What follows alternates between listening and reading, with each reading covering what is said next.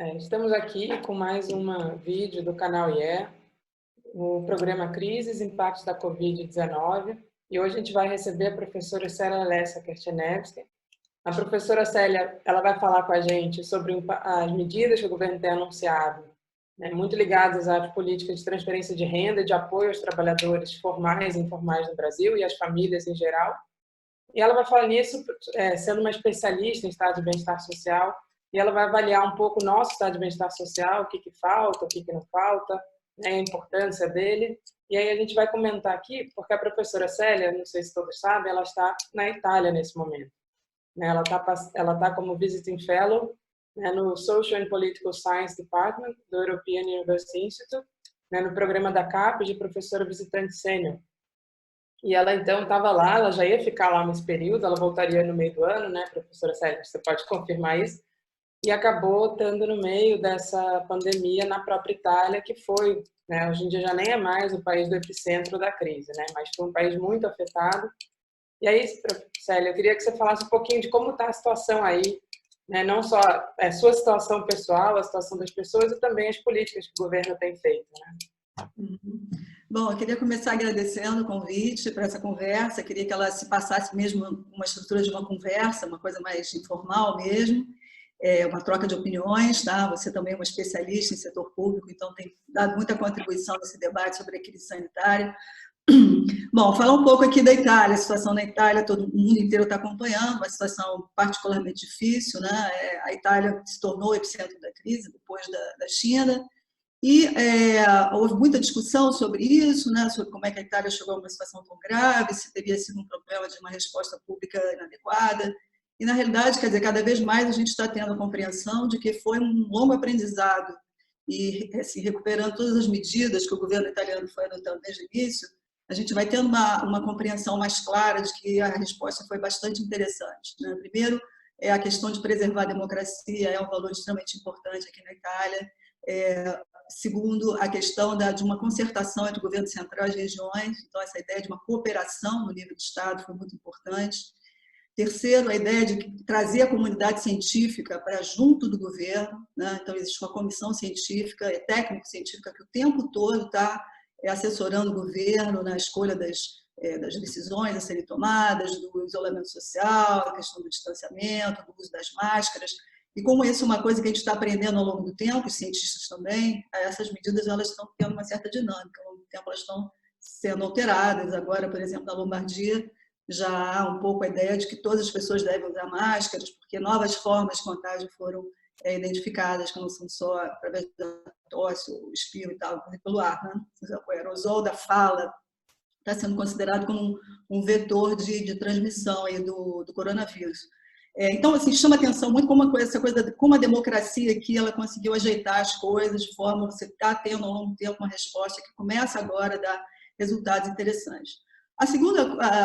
Um outro elemento aí que chama atenção, quer dizer, junto com a questão da democracia, é a existência de um estado de bem-estar aqui na Itália, né?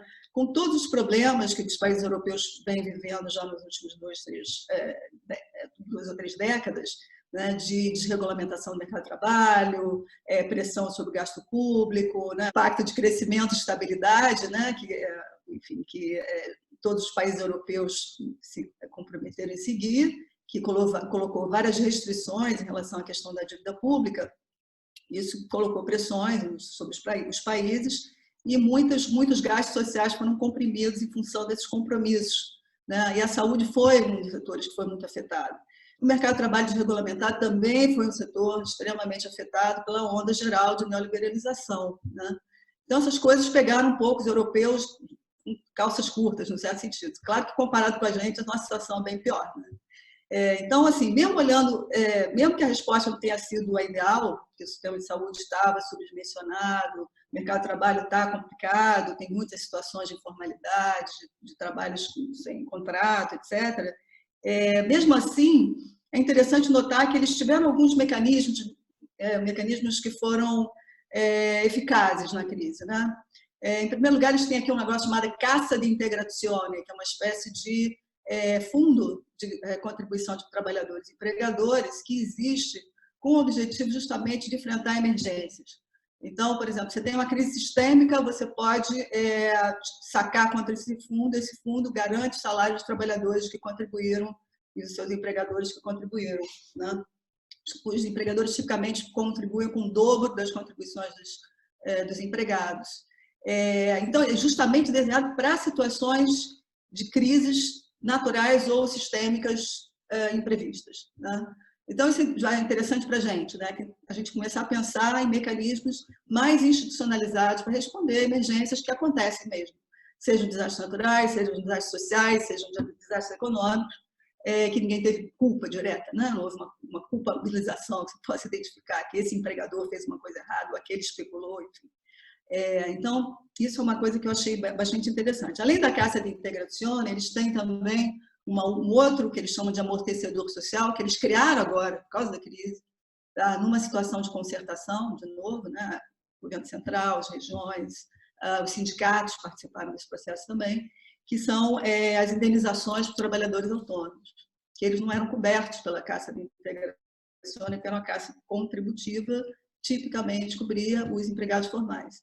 Então, esses trabalhadores autônomos, que vão desde profissionais liberais, artesãos, etc., até uma certa faixa de renda, eles criaram essa indenização que cobre lá a renda desse extrato. A terceira forma de complemento ou de substituição de renda perdida é a renda de emergência, que aparece no esquema brasileiro, né? Que seria uma renda de emergência desenhada para aqueles trabalhadores que estão na informalidade, que é diferente dos autônomos, eles chamam de negro, né? Que estão no mercado negro do trabalho, e essa renda de emergência, então, de novo, teria então essa função de imediatamente substituir a renda perdida desse pessoal que vai ser o mais atingido. E, além disso, eles têm institucionalmente uma renda de cidadania, que eles chamam de reddito di cittadinanza, que, na verdade, não é a renda básica que a gente pensa universal, ela é desenhada mesmo para o que eles chamam de pobreza estrutural. E aqui eles têm várias categorias, o que é os pobres estruturais, quem são, aí são os órfãos, são os idosos, enfim, tem um conjunto de categorias que fica normalmente coberto, isso já está dentro do welfare state deles, né? Então, o welfare state tipicamente contributivo, que teve que criar essas camadas para lidar com situações estranhas, né? Se você tivesse um pleno emprego, não sabe nada disso, mas como você não tem, você vai tendo que adicionar layers. Do outro lado, você tem outras respostas interessantes, as respostas dos sistemas de bem-estar mais universalistas. Então, por exemplo, a Dinamarca foi um dos países que primeiro respondeu à crise, aqui na Europa, com uma fala do ministro da Economia, ministro das Finanças, dizendo que não tem teto, there is no ceiling, né? Olha que percepção, é o ministro das Finanças que falou isso, não foi o ministro do Desenvolvimento Social, não foi o presidente do Partido Social Democrata, foi o ministro da Economia.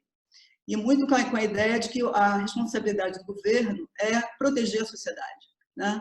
E proteger a economia faz parte da ideia de proteger a sociedade. Então, uma das medidas importantes aqui adotadas foi, em primeiro lugar, botar para valer mesmo o sistema que eles têm de concertação. Então, senta na mesa o governo, o sindicato dos trabalhadores, aquela sindicalização centralizada, né? Você tem um representante dos trabalhadores, a central dos trabalhadores do país, você tem um representante dos empregadores, né? E esse trio, né, sentou na mesa e resolveu repartir o risco. Como é que a gente faz agora, né? A gente tem todos os outros mecanismos, a pobreza, etc. Como é que a gente faz do ponto de vista do trabalho, no âmbito do trabalho? E aí o acordo foi 75% dos salários vão ser mantidos pelo governo, que vai transferir isso para as empresas vão apresentar a sua lista de trabalhadores que vão receber esses salários. O restante vai ser mantido pelas empresas, 25%, portanto.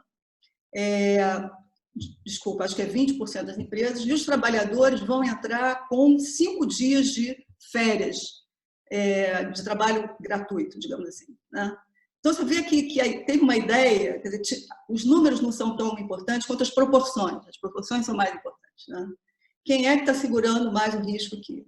Quem está segurando mais o risco aqui é o governo, o Estado, somos todos nós, né? Os taxpayers, os contribuintes, e, sobretudo, o fundo que financia isso, que são os impostos gerais, é um fundo progressivo, né? Onde quem é mais rico contribui mais, quem tem uma renda menor contribui menos. Né? Então, você tem uma ideia de solidariedade social muito forte para suportar esse fundo que está suportando os salários das pessoas. Então, eles saem da crise com o mercado de trabalho razoavelmente preservado, a estrutura produtiva razoavelmente preservada, com poucos problemas sociais para lidar daí para frente. Né? E aí tem várias outras coisas que eles vão fazer de investimento social que provavelmente vai ajudar o crescimento. Então, você vê que, assim, aqui na Europa a gente já vê que é um cardápio de posições. Aí, do outro lado, você tem a Inglaterra, que está rateando, diz que vai dar 80% do salário, mas até agora isso não está claro. Acabei de receber um e-mail de um colega que é professor no King's College, disse que não tem máscaras em Cambridge, onde ele mora. Né? Então, ele não tem testes, por exemplo, ele não fez teste de coronavírus, embora tenha tido sintomas que poderiam ser compatíveis com o coronavírus. A NHS está completamente falido. E o governo ainda não colocou o dinheiro realmente, né, para valer, para, enfim, para lidar com essas questões mais urgentes mesmo da crise sanitária. Ótimo, Célia. Não, acho que esse panorama é super importante. Eu achei interessante a maneira como você colocou, né, comparando a Itália, que tem foram feitas várias coisas, né? E você ressaltou logo no início a questão da democrática, né, da questão de ser um amplo debate. A questão da concertação entre o governo central e as regiões, né, que na Itália isso é importantíssimo, assim como no Brasil, a gente sabe a importância que seria, né, ter uma maior integração entre o governo federal e os estados, né? Infelizmente, não é o que a gente está vendo aqui, a gente está vendo uma certa disputa política muito forte do governo federal em relação aos estados. E a questão do comitê científico, que também é algo que no Brasil tem faltado, né? A gente viu que os estados têm feito isso, né? O Consórcio Nordeste fez isso, São Paulo fez isso, Rio de Janeiro fez isso, criar os seus comitês científicos, mas o ideal é que isso fosse... No governo federal, a gente percebe que tem uma certa relutância em aceitar os comitês científicos, né? E você mencionou algumas políticas, né? E o Brasil está tentando fazer algumas coisas nesse sentido, né? Eu entendo que o Brasil seja um país, em termos de estado de bem-estar, mais próximo da Itália, mas ainda abaixo da Itália, né? Muito distante de países como a Dinamarca. E a gente viu algumas medidas foram anunciadas e você, pelo Centro de Estudos, né? Eu esqueci de comentar isso, que a Célia também coordena o Centro de Estudos sobre Desigualdade e Desenvolvimento, né? Que conta com especialistas nessa área. Vocês soltaram um texto bem interessante chamado A Hora da Solidariedade, né?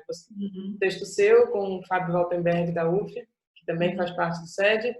E aí, queria que você falasse um pouquinho das políticas que o Brasil está fazendo, né? Porque a gente viu também, o Brasil está tentando fazer políticas para trabalhadores informais e para trabalhadores formais, mas eu queria saber a sua opinião, assim, se elas são suficientes ou não, né? A gente tem feito algumas críticas aqui, mas eu, como você falou, eu sou mais especialista em finanças públicas e macroeconomia, né? E menos diretamente ligada a essas políticas estritamente, né? Então, eu queria ouvir a tua opinião sobre isso, assim, seria... Então, a gente levou um susto com a proposta inicial do ministro da Economia, que era realmente uma proposta, para dizer o mínimo, modesta. Né? Infelizmente, o Congresso assumiu aí um protagonismo importante nesse processo, né? Viva a democracia, inclusive ouvindo opiniões de diferentes especialistas e tal, a gente chegou a um formato mais interessante para a questão dos informais. Né? Em termos de renda, de garantia de renda, também a questão da pobreza, né, a complementação do Bolsa Família com a possibilidade desses benefícios. Então, isso aí eu achei que foi uma coisa que foi um avanço, eu considero um avanço, sem dúvida, dada a situação emergencial mesmo. Né? É claro que a gente ficou esperando mais, né? Quer dizer, não só mais medidas, como que essas também fossem um pouquinho mais robustas. Mas, enfim, acho que houve um avanço aí.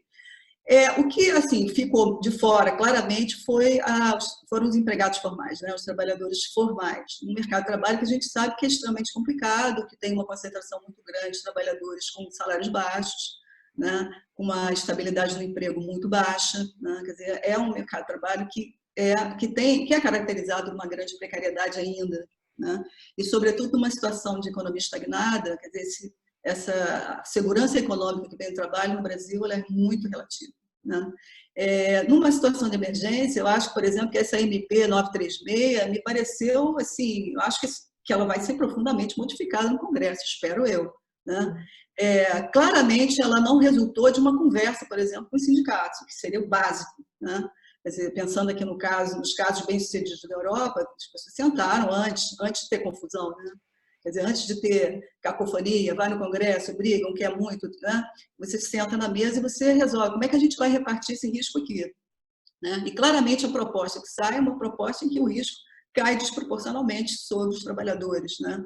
Vai ter uma baita perda de renda se essa proposta do governo realmente emplacar, que é a ideia de redução da jornada de trabalho, redução dos salários proporcionais à redução da jornada, uma complementação do governo definida em termos do percentual dessa redução, né? Essa complementação seria um percentual sobre o que seria o seguro-desemprego, que aquele trabalhador teria direito, um negócio super complicadinho, mas que dá claramente para entender que tanto a participação do governo quanto a do empresariado, ela é muito baixa, né? Ela é desproporcional em relação ao que se está se exigindo e a que se está expondo o trabalhador formal. Né? Então, essas duas coisas me chamam a atenção. Primeiro, o fato de não ter tido uma concertação, né? Você não tem uma conversa com os sindicatos, essa conversa vai se fazer depois, quer dizer, os sindicatos vão até o Congresso, eles vão colocar suas reivindicações, aí é 100% do salário, estabilidade, etc. Quer dizer, claramente esse não seria o resultante de uma negociação. Né? Numa negociação, você poderia chegar a algo como, vamos lá, uns 80% dos salários, dentro de um máximo X, que poderia ser alguma coisa superior à mediana salarial. Quer dizer, dá para você pensar um formato muito mais razoável disso, né? Em que a conta maior caia nas costas do governo, né? E vai cair nas costas de todos nós. Isso aí certamente vai ser dívida pública e a gente tem que pensar na forma de financiar essa dívida pública que seja também justa. Então, eu acho que tem uma questão de justiça sempre, né? O tempo todo, que a gente não deve deixar de lado, de considerar, não é só olhar as contas, você tem que olhar as questões de justiça fiscal, justiça social, na hora de você tomar as decisões, mesmo numa situação emergencial, né? Considerando que você vai ter uma bruta queda de renda de um monte de gente, né? Uma perda de emprego, eu acho que vai ser inevitável de acontecer caso esse esquema se mantenha, né? E aí o futuro, acho que tende a ser uma situação mais complicada do ponto de vista da exigência de novas respostas do governo. Eu acho, Célia, é interessante essa tua análise, porque justamente essa MP 936, se a gente comparar com o caso da Dinamarca, chega a ser de chorar, né? A diferença. Eu acho justamente isso, acho que tem a falha, né, da concertação prévia, né, principalmente, acho que esse ponto que você levanta é central, né, as centrais não foram ouvidas, né, e uma coisa que está acontecendo muito no Brasil nesse momento, a gente percebe que é muito desproporcional quem está sendo ouvido e quem não está sendo ouvido, né? Sim, concordo totalmente. A PEC do orçamento de guerra lá que está saindo do Congresso essa semana, ela tem um peso ali das instituições financeiras super forte, né? Não que a gente, enfim, nós todos aqui economistas sabemos que o sistema financeiro é importantíssimo para toda a economia funcionar e que precisa, assim, de apoios, nada contra isso. Mas você percebe a diferença, né? Por um lado, totalmente sem limite, aquele, como você falou, você disse no ceiling, né? No caso da Dinamarca, né? There's no ceiling. Aqui no Brasil, claramente, there's no ceiling para o sistema financeiro. Para os trabalhadores, para as famílias mais, né? A maior parte das famílias brasileiras, um ceiling está muito baixo, né? Eu acho que essa MP 936 é bem um exemplo disso, porque, na verdade, você nem garante se a empresa ela vai ter benefícios e não vai ter nenhuma garantia de não demissão dos demais trabalhadores, né? É uma coisa assim, meio estranha, que você só negocia individualmente, né? Com várias coisas complicadas. Deixa eu só pegar esse pontinho seu do sindicato, que eu acho que é importante. Quer dizer, a reforma trabalhista, ela não só diminui direitos, né, do trabalho, que deixou esse mercado de trabalho em frangalhos, que a gente tem 500 tipos, né, sei lá quantos tipos de relação de trabalho, na hora de uma emergência você não sabe nem alcançar essas pessoas, né? Quanto ela também enfraqueceu, né, por falta de um termo melhor, a capacidade do trabalho colocar suas questões, né, apresentar os seus interesses, fazer representar, né? E uma das coisas que foi central para isso aqui foi a questão do financiamento dos sindicatos, né? Que é sempre olhado como algo assim, um absurdo, imoral, etc. Mas, por outro lado, o sindicato é a representação dos trabalhadores que pode trazer algum tipo de equilíbrio na barganha salarial e também ser uma fonte de representação de interesses no momento que você tem uma crise nacional como essa. Quer dizer, quais vão ser os interlocutores do trabalho com os quais o governo vai, né, trocar ideias, né, ouvir o outro lado? Quais são esses interlocutores? Né? Então, assim, isso eu acho que traz problemas não só de justiça, mas também problemas de ordem, de coordenação, você fica sem coordenação quando você tem uma sociedade em que o nível de organização, de associação é completamente pulverizado, né? E certamente isso é ruim para todos e também ruim individualmente para os trabalhadores, né? Não, acho que esse ponto é central, assim, que realmente a gente estava passando. E aí até queria que você comentasse um pouco mais, porque eu acho que você fez essa diferenciação no início, né, entre estados que têm, países que têm um estado de bem-estar consolidado, como o caso da Dinamarca, dos países, né, escandinavos em geral, países que têm um estado de bem-estar social, como é o caso da Itália, mas que estava sendo, né, por conta de todas as medidas, inclusive da própria União Europeia, né, de alguma forma sendo reduzido, ou pelo menos perdendo um pouco de espaço, mas que ainda tem muita coisa, como você comentou. E aí eu queria que você falasse um pouquinho do Brasil, né? Porque a gente sabe que a gente, assim, comparado a outros países de desenvolvimento, a gente tem um estado de bem-estar, porém ele ainda está muito aquém do que seria o ideal, né? Então eu queria que você comentasse um pouco isso, falando não só da situação atual, né, mas também o que significa para frente, né? Como é que a gente poderia pensar nisso para frente também, no caso do Brasil. A gente estava num processo de construção do nosso estado de bem-estar social. Inclusive, esse termo começou a entrar no debate público e no debate também especializado, né? Um termo que estava completamente exilado. A gente falava em proteção social, seguridade social, mas ninguém ousava falar muito em estado de bem-estar social no Brasil, né? E depois, de uns anos para cá, no início do século XX, a estruturar. Na verdade, começou antes, né? Com várias iniciativas já no final da década de 90 foram muito importantes para o início da estruturação daquilo que a Constituição tinha colocado como direito social do brasileiro, né? Então, a gente começou a avançar nisso, a Seguridade Social avançou para caramba, vários serviços, por exemplo, a saúde, que não existia, a saúde pública, né, passa a existir nesse período, né, nesses últimos 30 anos, né, e mais fortemente a partir da meados da década de 90, e certamente na primeira década do século XXI.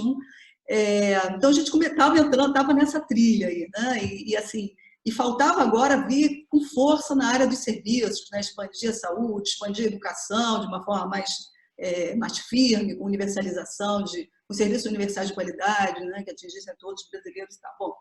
O mercado de trabalho que a gente estava conseguindo manter, de certo modo, regulamentado, né? Um salário mínimo importante, que estava ganhando em termos de valor real. Então, eu vejo que as várias pernas, né, de um estado de bem-estar social, elas estavam braços, né? Uma metáfora corpórea aqui, estavam sendo de algum modo, né, constituídos ali, formados, né, pensando que o mercado de trabalho a regulamentação do mercado de trabalho é um braço do welfare state, assim como os serviços, assim como a proteção à renda, né? E esse processo ele é interrompido, né? Todos nós sabemos, há 4 anos, mais ou menos, um pouco mais, esse processo vem sendo interrompido. A PEC do teto do gás foi realmente algo certeiro, né? No sentido de esvaziar esse movimento, esse impulso, né? A reforma trabalhista, as 2 reformas trabalhistas foram também muito importantes para desfazer essas coisas, né? Então, assim, a gente estava começando a descer a ladeira, né? Voltar atrás depois de um longo caminho que a gente conseguiu avançar, a questão dos direitos sociais, se aproximar de uma noção de estado de bem-estar social mais solidário, né? Então, o que acontece, né? Quando vem uma crise como essa, aí você vê o quanto você estava desprevenido, né? Se a gente pode falar que a Europa estava desprevenida, porque eles começaram a desmontar algo que eles tinham, subfinanciaram o seu sistema de saúde, o caso brasileiro foi mais drástico ainda, porque a gente nem tinha ainda conseguido montar essas estruturas que dariam um pouco mais de fôlego para a gente, para enfrentar uma situação como essa, né? Então, assim, para responder a emergência, a gente já estava completamente rendido, né? Enfim, a gente vê que o SUS, por exemplo, está completamente subdimensionado, já estava subdimensionado sem a crise. Com a crise, então, essa coisa fica mais forte, né? Mas, assim, sem lamentar muito, olhar mais para o futuro, né? O que a gente pode tirar disso?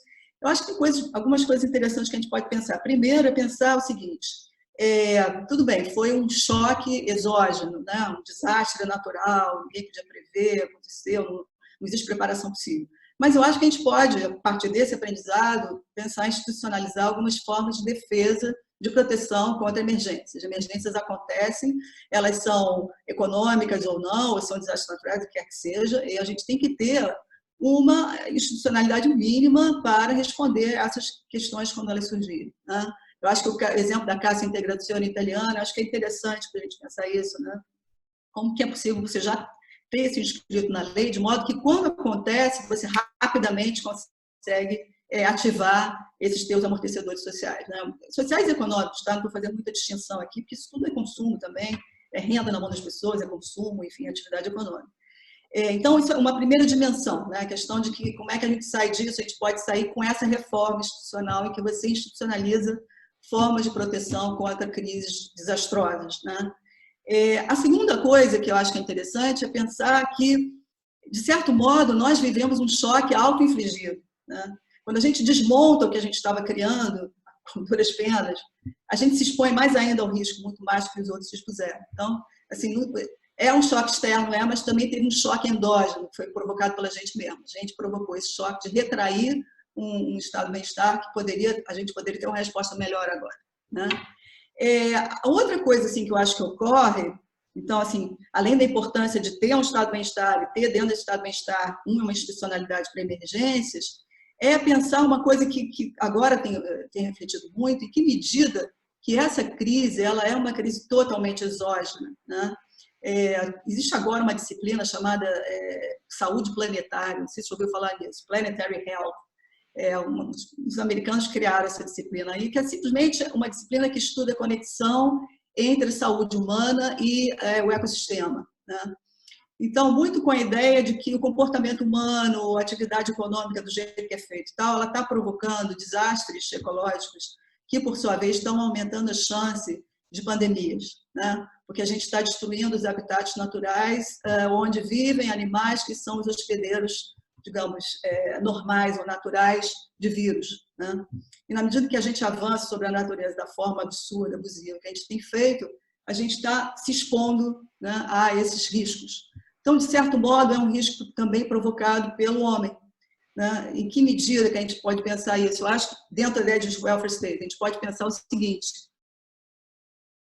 o welfare state ele não é só a renda para os pobres, né? Naquela visão mais clássica da coisa, renda para os pobres, aposentadorias, é muito mais do que isso. Você pode pensar como padrões de intervenção do Estado que estão mais ou menos definindo quais são os paradigmas produtivos, aquisitivos, distributivos que aquela sociedade deseja, né? Então, quando eu estou falando em, sei lá, paradigma produtivo, eu estou pensando também os impactos da ação humana sobre o meio ambiente, como esses impactos vão afetar a saúde, vão aumentar a probabilidade de riscos sanitários como esses que a gente está vivendo, né? Em parte, a gente não tem como prever, mas em parte a gente poderia ter como evitar, né? Então, evitação, né, prevenção, ter uma política de emergência e tal, é uma coisa super importante. Então, assim, eu acho que aí fica interessante como que essa crise, ela também ela provoca uma resposta criativa, né?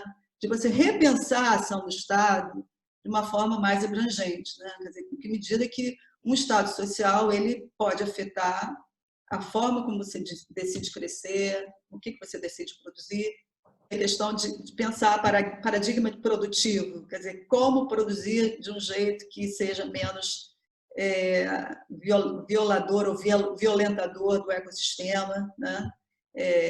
Como fortalecer ou induzir um padrão de consumo que vá também nessa direção e também que crie mais solidariedade social, né? E como pensar as questões distributivas dentro desses paradigmas. Eu acho que essas seriam os novos compromissos, né, que um welfare state teria que assumir, né, se ele está pensando realmente em bem-estar social, né?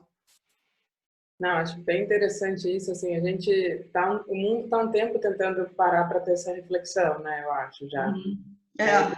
Nessa onda anti-cientificista, né, muita gente questionando a questão de, né, se está tendo ou não algum tipo de perda em termos, né, climáticas, etc., que eu acho que algumas coisas importantes podem, né, sair dessa crise, né? Eu acho que esse ponto que você toca é perfeito, porque, na verdade, é isso, assim, primeiro, voltar a entender que ciência tem um papel central, né? Que acho que isso aconteceu nos Estados Unidos, foi engraçado, que o Trump chegou e falou assim, não, agora eu quero uma vacina para daqui a um mês.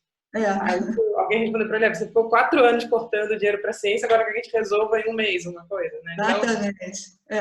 E acho que esse ponto é central, assim, a gente tem que repensar o que é um estado de bem-estar nesse momento, né, para o mundo. E acho que tem esse ponto também, tem que ser é interessante porque é planetary health, né? É o mundo inteiro, não é só, não adianta, a gente sabe muito bem para essa discussão de mudanças climáticas, não adianta um país só fazer uma coisa. Não, é legal porque você pensa assim, não é só um país, não é só o Ocidente, não são É, só os ricos, mas também não são só os homens, não é só a espécie humana, né? é, Tem uma coisa assim, que a solidariedade tem que ser mais ampla, né? mas é, né? Não, e acho que isso era uma coisa que a própria Rio+20 tentou fazer isso, né? Como é que a gente reequilibra isso, né? E não conseguiu, Uhum, assim. Do ponto de vista político, foi impossível ter algum tipo de acordo para isso, né? Internacional. uhum. Acho que, sim, se tem alguma oportunidade nessa crise, é todo mundo repensar os seus, né, paradigmas. Vamos ver como é É. que que vai sair dessa crise, né? E se você quiser fazer um fechamento, assim, falar um pouquinho. Então, acho que pegar esse gancho aí, né? Essa coisa da cooperação, que eu acho que é uma coisa interessante, né? Eu tenho um pouco um olhar meio poliana, às vezes, para as coisas, de ver assim, bom, o que foi de bacana que está acontecendo, apesar de tudo, né? O que a gente pode tirar de bom dessa história aqui? Então, uma história recente, assim, que eu vi que eu gostei muito, é como que a cooperação científica, por exemplo, ela aumentou muito, né?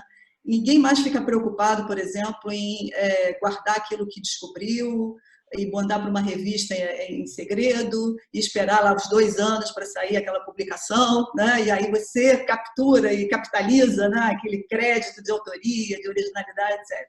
Isso morreu, né? Hoje em dia está todo mundo falando, todos os laboratórios se comunicam o tempo todo, as descobertas são passadas imediatamente. Hoje saiu uma notícia incrível que uma equipe de cientistas brasileiros, liderados por um cientista da Fiocruz, provou que um certo medicamento ele inibe a replicação do coronavírus, né? E tem efeitos importantes anti-inflamatórios. Acho que é a primeira pesquisa em que isso realmente é provado. Quer dizer, há alguma luz aí no fim do túnel, né? Interessante, que vem da cooperação. É isso. É isso. Obrigada, Célia. Obrigadão.